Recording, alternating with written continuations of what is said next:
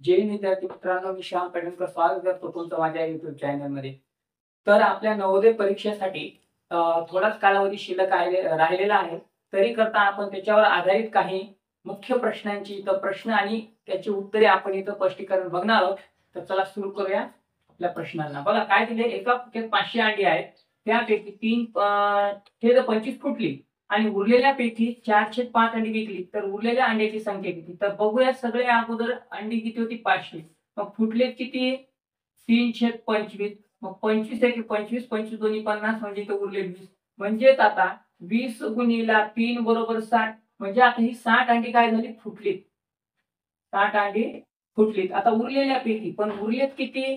मग 500 - 60 बरोबर 440 उरली. आता उरलेल्यापैकी 4/5 अंडी विकली. मग आता 4/5 अंडी विकली म्हणजे किती उरलेत सध्या?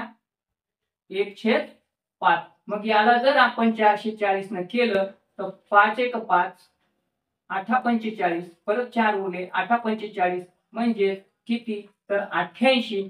तर उरलेल्या अंड्याची संख्या किती आहे? तर उरलेल्या अंड्याची संख्या आहे 88. तर बघा आपला दुसरा प्रश्न दिलेला आहे. 9च्या पहिल्या 7 गुणिताची सरासरी किती? गुणिताची, गुणिते म्हणजे काय? तर गुणाकार.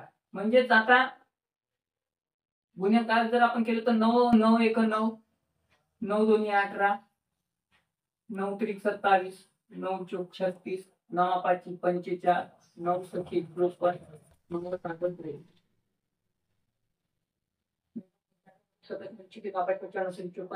54. तर आपल्याला काय विचारले की 9च्या पहिल्या 7 गुणिताची सरासरी किती? एक तर सरासरी तुम्ही अशी काढू शकता आणि एकूण 9 काढू शकता. दुसरं एक सरासरीचं सूत्र आहे. सरासरीचं सूत्र काय बघा दुसरं. सरासरी बरोबर पहिली संख्या प्लस शेवटची संख्या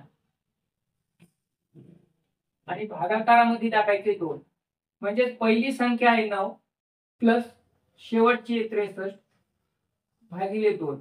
म्हणजेच किती येईल? 9 आणि 3 12, 12शीला 2 हातचा आला 1, 72 भागिले 2. सरळ सरळ उत्तर 36 येते. म्हणजेच काय? तर 9च्या पहिल्या 7 गुणिताची सरासरी किती आहे? तर 9च्या पहिल्या 7 गुणिताची सरासरी आहे 36. आता दुसरी एक पद्धत बघा. इकडले 3 सोडा, इकडले 3 सोडा, सरासरी ही मधली संख्या आलेली. या पद्धतीने करू शकता.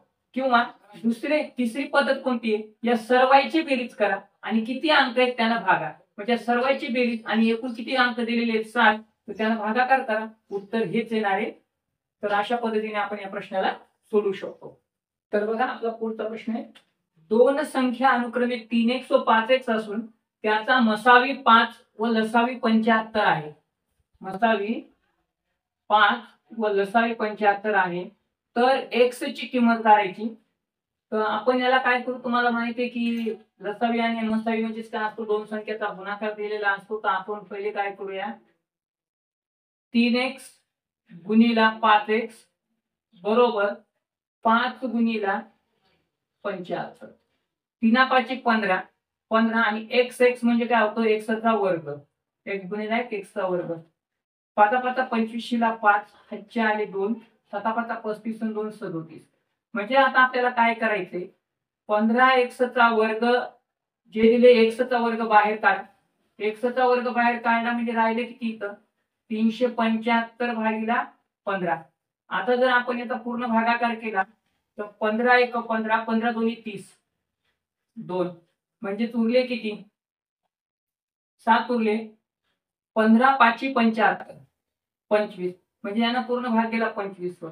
याचाच अर्थ x वर्ग बरोबर आलेला आहे 25. पण लक्षात घ्या, तुम्ही इथं चुकी करसाल. x वर्ग 25 आलेला आहे, पण आपल्याला फक्त x ची किंमत विचारली. मग x वर्ग जर 25 आला तर 25 कोणत्या संख्येचा वर्ग आहे? तर 25 हा 5 चा वर्ग आहे. म्हणून x ची किंमत आलेली आहे 5, ज्याचं आपलं उत्तर आहे 1. चुकी करू नका. तिथं पहिले बघा काय दिलेलं आहे.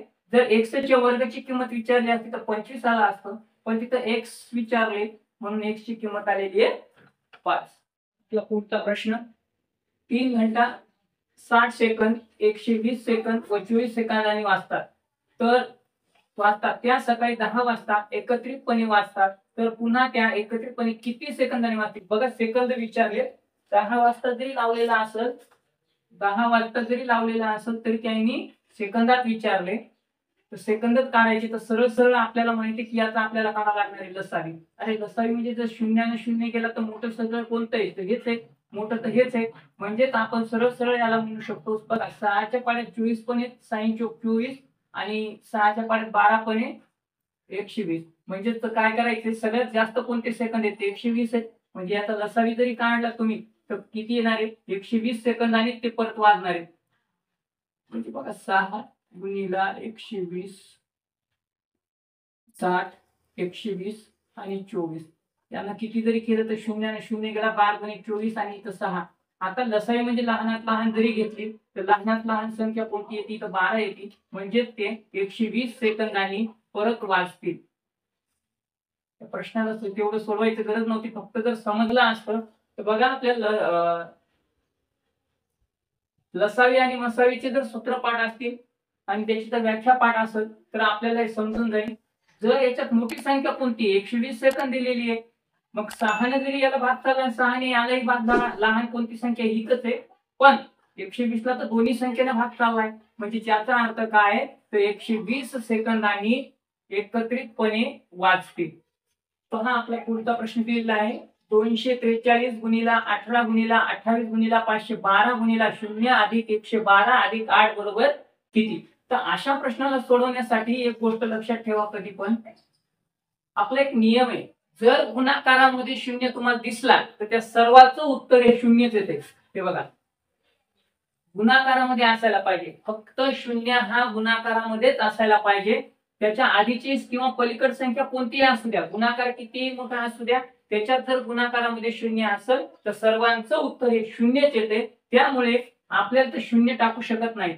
पण त्याच्यानंतर बघितलं तर बघा प्लस मध्ये आहे. म्हणजे 112 प्लस जर 18 केलं 8 केलं तर उत्तर येते तुमचं 120.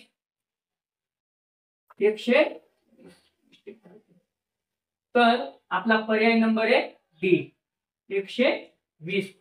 बघा तुम्ही. आणि जर आता उदाहरणार्थ जर हे इतकं नसतं, जे आपले 112 प्लस 8 हे जर नसतं तर याचं सरळ सरळ उत्तर आलेलं असतं 0. संख्या कितीही मोठी असू द्या, पण हे तुम्हाला लक्ष द्यायचंय. जर त्याच्यामध्ये गुणाकारा 0 दिला तर त्या सर्वांचं उत्तर हे 0च येणार.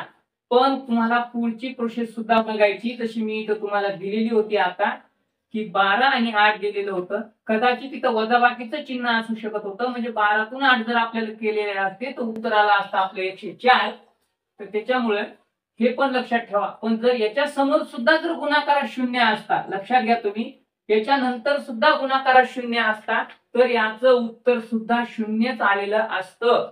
कारण कोणत्याही संख्येचा गुणाकार जर 0 सोबत केला तर त्याचं उत्तर हे 0च येते. पण हे लक्षात असायला पाहिजे.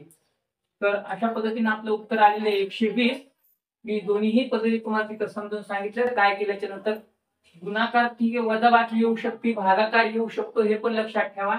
फक्त आपल्याला गुणाकारामध्ये 0 पाहिजे हे लक्षात असणं गरजेचं आहे. आपला पुढचा प्रश्न 95.7/1000 हा अपूर्णांक दशांश अपूर्णांकात लिहा. म्हणजेच काय करायचंय? 95.7/1000 तर काय होईल?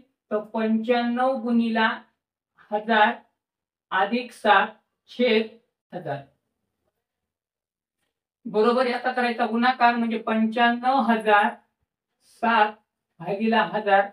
म्हणजेच बघा 1 2 3 0 खाली आहेत. म्हणजे 1 2 3 नंतर पॉइंट म्हणजे आपलं उत्तर येते 95.007 जे की पर्याय नंबर हे बी. तुम्ही डायरेक्ट हे असं करण्यापेक्षा याचा गुणाकार टाकू शकता. बघा ना 95 ला 1000 न बोललं तर 3 0 समोर लावून द्या, प्लस 7 करा, 95,007 आणि खाली 3 0 असल्यामुळे पॉइंट लावून द्या. आपला पर्याय येतो 95.007. अशा प्रकारे आपण काही इथे प्रश्न पाहिलेले आहेत. तर मी आता तुमची रजा घेतो. भेटूया अशाच पुढच्या व्हिडिओमध्ये जे की आपण महत्त्वाचे प्रश्न घेऊ. तोपर्यंत मी तुमची रजा घेतो. जय हिंद.